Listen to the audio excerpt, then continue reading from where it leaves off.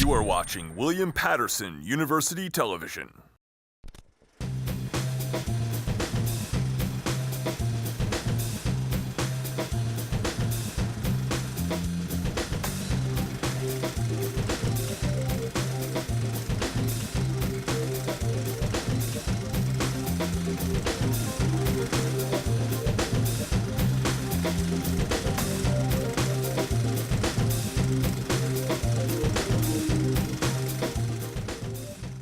Good afternoon and welcome back to SFA Presents, where we exhibit the works of the talented filmmakers here at William Patterson University.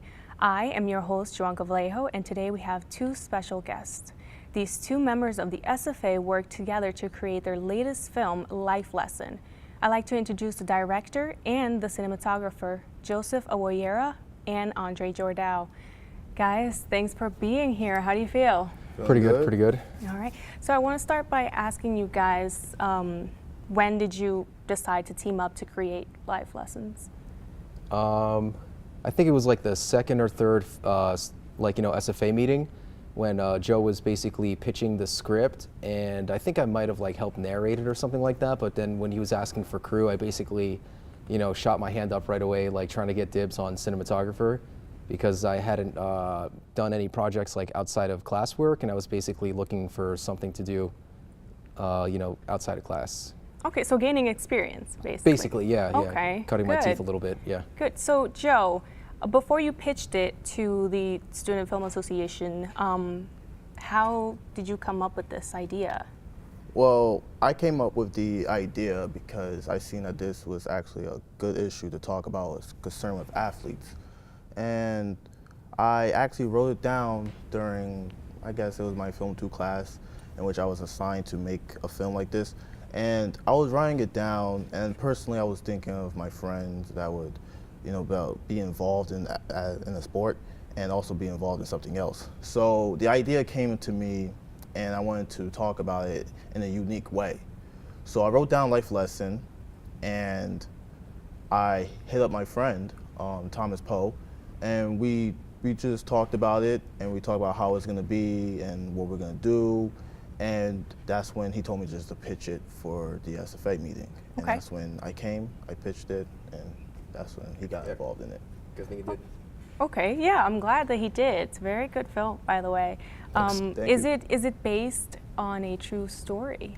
It is, and it's not really based on someone that I don't even know. It's based on someone that I actually do know. Is that so? And yes, it was really, really sad at the time that my friend was involved, in the sport. And then, as I said before, he was doing other things, and that caught him, his whole life got caught up. And it was when really I heard sad. that on set, that I felt that weight. I was just quiet for a few minutes, and it made me really think about how to shoot it too, because knowing that it was kind of portraying a real story. And that's why Thomas Poe actually wanted to be in it, because he also knew the guy. So when he knew him, he was like, "Yeah, bro, I'm gonna do it for you." And it still hits me a little bit, but I'm always pushing, and that's why I made the film dedicated to him, basically, and to also show some awareness to other people out there. I got an A on it. Whoa, well-deserved A. Mm-hmm. Now, Cool. you spoke about Thomas and him being wanting to be on film. Can you tell me a little bit about the character played by him? So his character is the bridge. It's something like a pillar for that bridge. Nas, who played Sean, and T, who played Mike, basically the character is being a supportive role for Sean. Okay. And whatever he does, he will do it. And if you see in the film, they're just playing football, and it's more to it than that. It's like supporting a dream, supporting a goal for your own brother. And personally, I also do that for my own brothers. Wherever they have something, I'm always there for them 100%. And that's the whole role for Thomas. He just plays this character that his whole life is dedicated to his brother. He has to be there for him. It just so happened that one day he wasn't there, and look what happened. It was the death of his brother. Wow, really interesting. Well, I really cannot wait to see the film. Let's take a look at the film Life Lessons. Let's do it. Word. We're all born for a purpose. And we all have certain dreams and aspirations. Some of us are also meant to be supportive roles for others. I just happen to be one of them. He was very talented. Top #1 in high school. Coaches liked him. He already had so many views on his highlights. And above all, he was confident in what he was doing.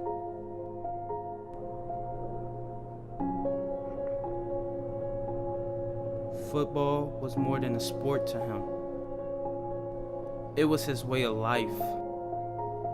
We talked and talked about how he was going to make it, how he was going to support the family with his $1 million contract, and how he was going to be an inspiration for others, and how proud I was of him. This was just 2 days ago, before my whole life changed.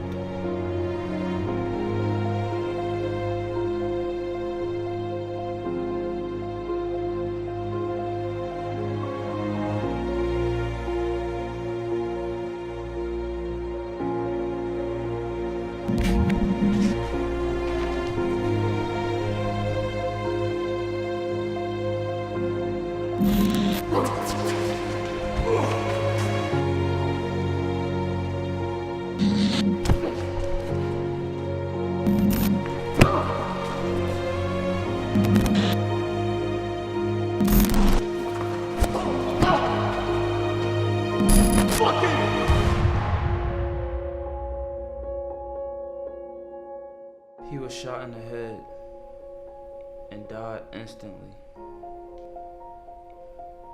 Up to now, I still have vivid encounters with his dead presence. He had high hopes for himself, and I did too.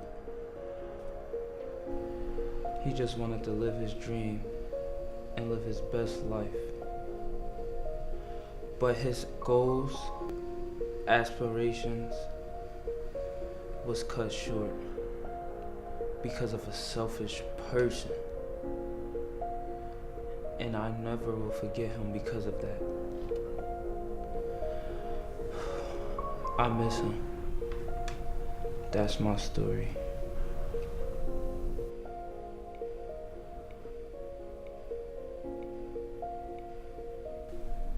So what is the moral here? Like, what's the life lesson? You mentioned that he was part of the streets, so could it be... He was just living 2 lives, and one of them cost him his life. So what do we do to avoid something like this? We all have a purpose, something to live for, something that we all love with a passion, and it's good. But a life is worth more than all of that combined.